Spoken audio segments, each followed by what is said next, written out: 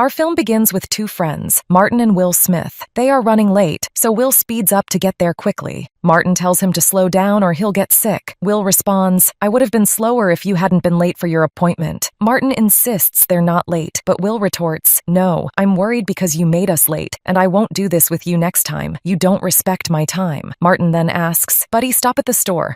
There's no time. I'm going to throw up. Will challenges him, you have 90 seconds to get your ginger drink and nothing else. Martin heads to the candy section, aware of the ticking clock. He asks for some sausages quickly. Meanwhile, a thief attempts to rob the store. Will tells the thief, sir, this is not the right time to rob the store. An angry man will come in if I'm not out in 15 seconds here. The thief orders Will to stay still. Martin, panicking, says, I told him I should leave. Will argues, no, he took too long with the ginger drink. Will tells the thief to drop his weapon. Come and drop my weapon if you can. Get to the car now! He has a gun pointed at my face. Will asks Martin if he's dealing with him or the thief. The thief raises his gun, but Martin shoots him in the leg. His girlfriend says to him, all the girls see that you're rich and love your money, your watches, and your cars. But I loved you without all that.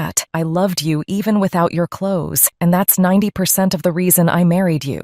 The officiant then declares, I now pronounce you husband and wife. You may kiss the bride.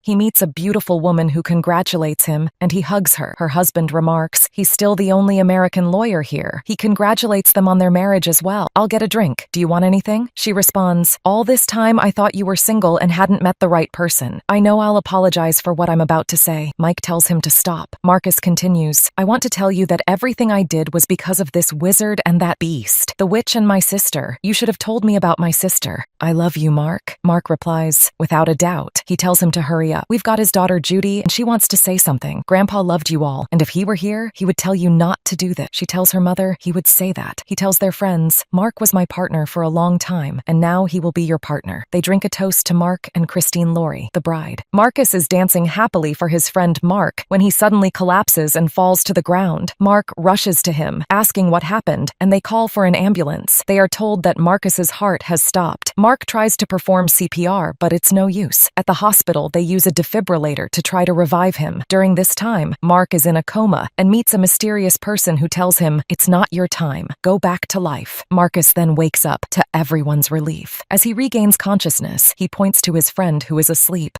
Mark runs up to the roof to find Marcus, but the elevator doors close before he can reach him. He hurries to the roof to see Marcus there. Mark asks him, what are you doing? Marcus replies, I was living in fear. Now I'm not afraid. Mark tries to calm him down and bring him back inside. Marcus says, I was at the bottom of the ocean. Everything was gone. Now there is freedom and the love of the body. Mark pleads with him to come back, but Marcus insists, don't worry, this is not my time. Mark tells the nurse, I don't know what he's doing. He then tells Marcus, come down. I miss you a lot, brother. We then see a gangster-like figure. He tells Marcus, this is my special time. How can I help you? I want to free up some money. The man asks, what's wrong? Don't worry, it's less than $20 million.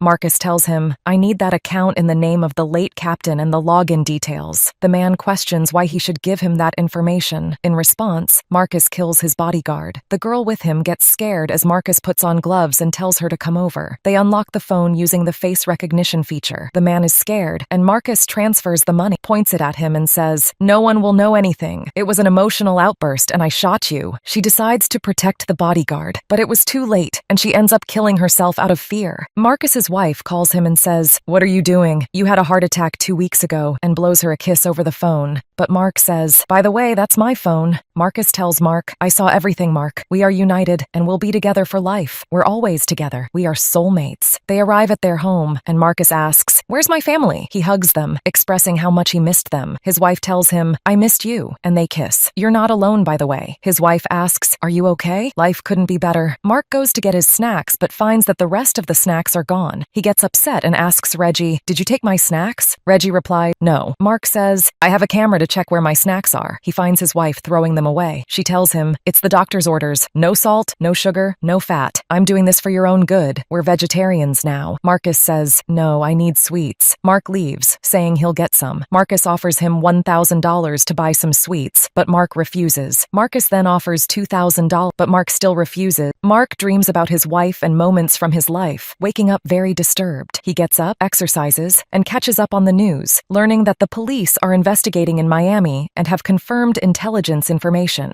Upon arrival, Mark asks if anyone knows about what happened. A journalist tells him she discovered it 2 weeks ago. Marcus sarcastically asks, "Is this a real press conference?" She apologizes for the way they found out about their proximity. Mark retorts, "None of you would have a job if it weren't for the captain." Their boss adds that all the events seem random until the truth is uncovered. Over the years, Marcus asks, "Who is this?" They tell him it's the head of intelligence. The head then explains the incident details, stating that the captain was shot and they found a phone with a call log from his wife. Mark gets angry and says, "Were you with him when he died, weren't you?" He threatens, "If you call him by that filthy title again, I'll knock you out." Marcus asks, "What do we do now?" Mark responds, "He was working with Carter. Let's go ask Carter." When they find Carter, Mark asks, "How are you?" Carter, from prison, replies, "I'm in jail." Mark says, "I need your help. They say Captain Worrell was dirty. Do you know anything?" Mark asks if Captain Worrell was working with the cartel. Carter says, "No, he knew people working for them, so they eliminated him." Mark then asks if Worrell was on a kill list. Carter says, "He added himself to it. Your people wanted to be like us. They wanted him dead." Carter warns Mark, "You're playing a dangerous game without knowing the rules. There are dirty players." Mark demands a name, but Carter says he doesn't know one. Meanwhile, the gang tries to delete any files Worrell had. They accidentally send a message to Marcus's phone, which scares him as he thinks it's from the afterlife. But they discover it's an app that sends files to Marcus if the phone is accessed without a passcode. In a video, Worrell says, "If you're watching this, I'm probably dead, and I'm putting your lives at risk now. There are rats in the walls, but I'm sure you're my sons. Beware of the cola giant, and don't trust anyone." Mark and Marcus enter a nightclub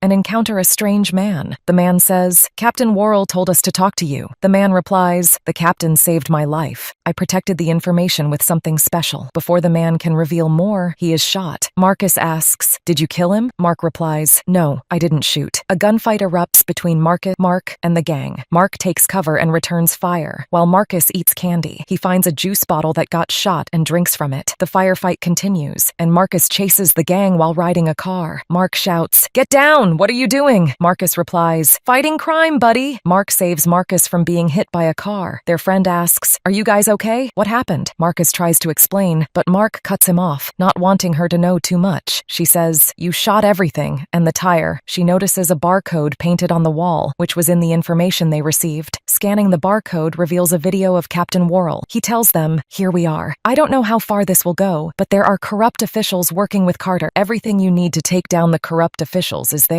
You need to finish what I couldn't in 2003. There was a man from Haiti." Marcus says, "I want you to go down to the precinct and pull the files. This will lead us to the safe. Do it quietly. We don't know who we can trust." They find Arnold training in prison. A group tries to attack him, but he grabs the training staff and fights them off until the police intervene. Marcus says Arnold can prove Captain Worrell's innocent. They ask if Arnold really said that, and he confirms. This revelation leads to Captain Worrell's murder. Arnold believes he can identify the man who ordered the killing. Ask if he's okay, to which he responds with a reassuring Brian, the other man in Captain's transformational moment. Marcus senses a strange feeling as the pilot starts experiencing pressure and instructs them to read what's written. Flight 724, a prisoner transport, encounters hijacking. Lori and Bernie head towards the cabin and kill the pilot. Marcus feels uneasy. They kill everyone on board, prompting Mark to engage in a fierce battle as the plane goes unmanned and eventually crashes. Arnold falls from the plane, but Mark catches up and saves him. He opens the door and rescues Arnold. They land in a river. Arnold insists they must part ways, but Mark insists they stick together. "I owe you nothing," Arnold insists. "You're the only one who can recognize them," Mark insists. "Follow me into my world," Arnold says. Police arrive at the crash site but find no trace of Mark, Marcus, or Arnold. The police put out a $5 million reward for the capture of the 3 fugitives. Marcus uses the opportunity to apologize to his son, saying, "I'm sorry, I feel like I've cursed you." His son reassures him, "It's not your fault." They sneak into a campsite, steal some clothes from the residents, and are almost caught. Arnold grabs a car, rescuing Mark and Marcus.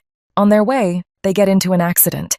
Marcus mentions, "We're not far from Tabitha's place. You know that woman is crazy." When they arrive, they ask Tabitha for help, but she demands an inappropriate favor in return. Marcus refuses and prepares to leave, but she insists they stay. Unbeknownst to them, she reports them for the reward money. A stranger arrives saying, "He wants you dead or alive. You take out the 3 on the left, I'll handle the 6 on the right." A gunfight ensues with the strangers, and someone throws a grenade. Marcus, and his son escape. They seek refuge with a friend. The friend confirms, "Yes, this is Marcus. Are you sure?" Marcus reveals the man who ordered the hit is named James McGrath, an anti-espionage agent. Mark calls his girlfriend and tells her, "I'm coming back with proof of our innocence." She tells her husband that Mark has proof of their innocence. Meanwhile, Mark's friend informs him, "We have a problem." When they arrive, they find Mark's house surrounded by the gang. Marcus quickly calls his family, urging them to hide. However, his brother decides to protect them, killing 2 of the attackers. It's then revealed that this person is actually Marcus's son.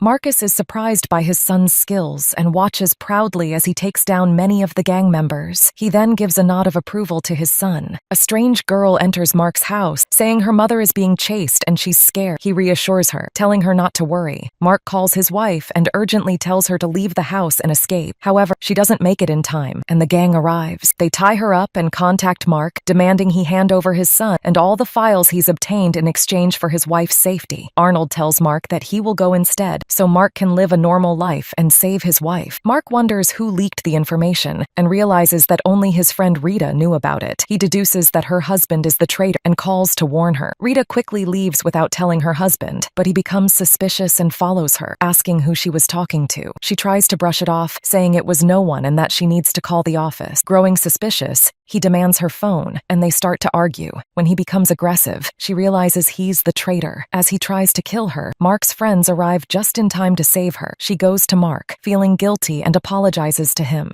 He tells them that any additional person will increase the risk for them. He mentions the possibility that Christine and Clay might not survive, which means no special forces or reinforcements, just them. She goes to her husband and asks what happened. He tells her they started smuggling drugs because no one cared anymore. She tells him he's useless to her now. Mark receives a call from a gang member who tells him they're moving the hostages to Cuba for a long period, so Lori won't know. He also mentions that a seaplane is coming at. Mark tells them the plane is ready and they'll move in 20 minutes. He lays out the plan and tells Arnold he'll have to navigate underwater. He tells his friend to clear the area, the only way in, and Mark warns that if he hesitates, he'll kill him. Their friend discovers the park has alligators. The plane arrives with their friend, and Mark, holding his sniper rifle, tries to target the gang leader but hesitates because of his wife. Arnold is in the water with alligators when someone spots him and starts shooting. Arnold kills him. A firefight breaks out between Mark and the gang. A bomb drops from a plane, causing explosions everywhere. Mark gets angry and continues shooting. We then see Mark's wife held hostage by the gang leader. Meanwhile, Marcus is in the water with an alligator about to attack him, but Mark rescues him. Arnold saves the girl and takes a knife to the shoulder instead of her, but he gets up and kills them all. The gang leader takes Christine hostage and tries to escape with her, but Mark catches up to them. We see the officer who was with them pretending to be dead. He betrays them and shoots their friend. Mark's wife hits the officer and throws him into the water. The police arrive at the scene. Mark chases after the gang leader, reaches his wife, and hits the gang leader in the chest and head, emptying his gun on him. A police officer wants to kill Mark's son, but changes their mind. Mark rescues his son and spends